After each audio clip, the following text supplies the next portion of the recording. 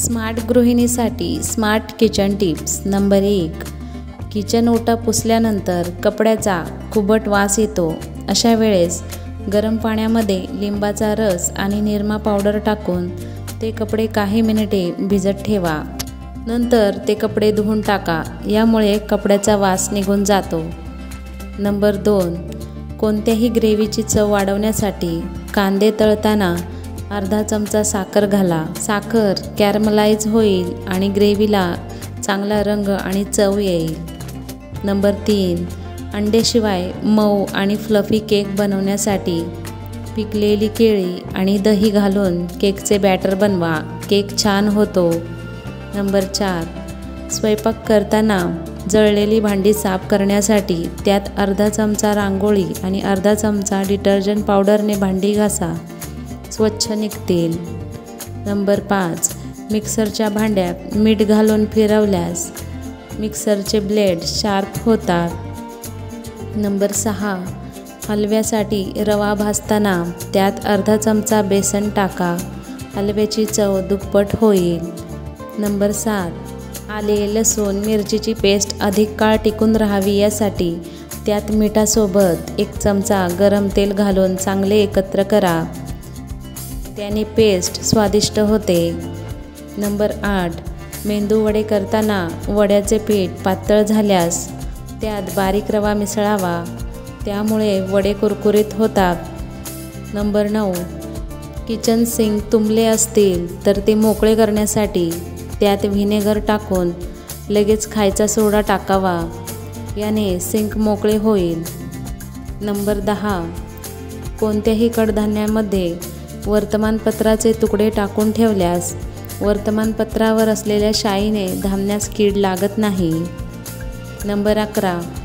कापलेल्या सफरचंदाच्या फोडी ठेवायच्या असेल तर कापलेल्या बाजूने लिंबाचा रस लावून ठेवल्यास फोडी काळ्या पडणार नाही. नंबर 12. नेहमी फ्रीजमध्ये पदार्थांचा वास येऊ नये यासाठी कोळशाचा तुकडा ठेवावा. नंबर 13. कोणतीही भाजी तर्रीदार बनवण्यासाठी ती भाजी मंद गॅसवर उकळून घ्यावी. नाहीतर मोठ्या गॅसवर भाजी उकळली तर तर्री उडून जाते. म्हणून भाजीला तर्री पाहिजे असल्यास मंद गॅसवर उकळावी. नंबर 14.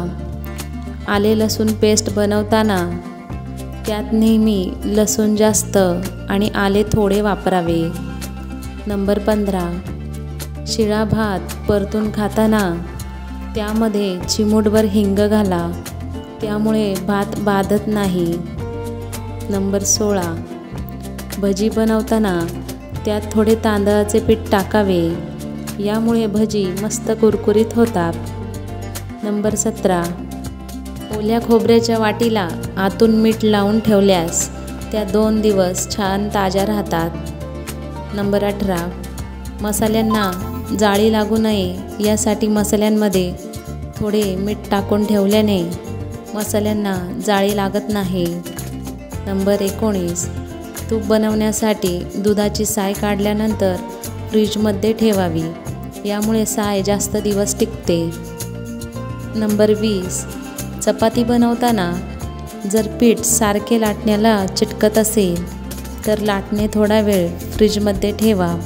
यामुळे लाटण्याला पीठ चिटकत नाही. नंबर 21. मिरच्या कापताना हात तिखट होऊ नये म्हणून मिरच्या कापताना अगोदर हाताला गोडे तेल किंवा खाण्याचे कोणतेही तेल लावावे. नंबर 22. तुरीची डाळ शिजवताना त्यामध्ये थोडे तेल आणि लसूण टाकावा. यामुळे ॲसिडिटी होत नाही. नंबर 23. फावल्या वेळात शेंगदाणे भाजून कूट करून ठेवणे, आले लसणाची पेस्ट बनवून ठेवणे, नारळ खवून ठेवणे किंवा भाजी निवडून ठेवणे अशी कामे केली तर घाईच्या वेळी उपयोगात येतात. नंबर 24. वांगी पापड भाजताना नेहमी जाळी वापरावी. यामुळे गॅस बर्नर काळा होत नाही. नंबर 25. मोड आलेल्या मटकीचा वास येत असेल तर मीठ चोळून धुतल्यास वास लगेच निघून जातो. नंबर 26, टोमॅटोची पेस्ट जास्त दिवस टिकवण्यासाठी तिला फ्रीजरमध्ये ठेवा. नंबर 27, गॅसची शेगडी धुताना दोन्ही बर्नरवर स्टीलच्या वाट्या पालत्या ठेवाव्यात. त्यामुळे बर्नरच्या आतमध्ये पाणी जात नाही आणि गंजसुद्धा चढणार नाही. नंबर 28, चहा करताना किसलेलं आलं शेवटी घातल्यास त्याचा स्वाद चहाला अधिक लागतो.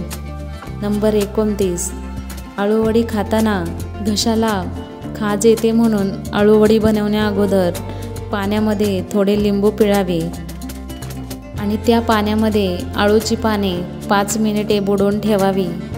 यामुळे अळूची वडी खाल्ल्यावर घशाला खवखवत नाही.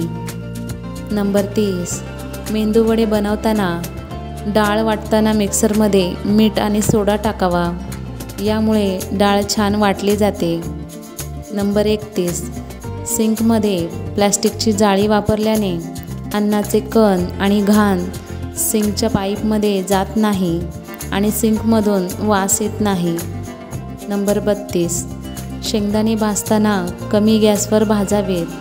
मोठ्या गॅसवर भाजले तर शेंगदाणे वरून भाजले जातात पण आतून ते कच्चे राहतात.